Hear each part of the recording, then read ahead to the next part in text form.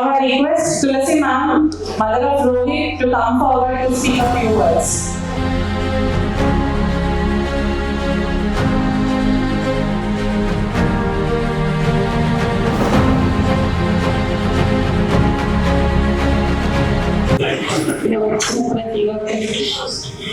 నమస్కారం.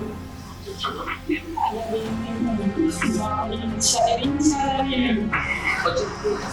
చేయాలని ఒక కోరిక.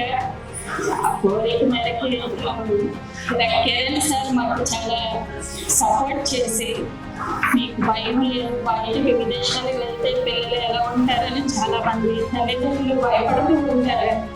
కానీ అలా మీరు భయపడవద్దు మేడం.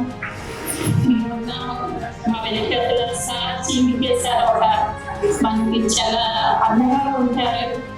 మనకి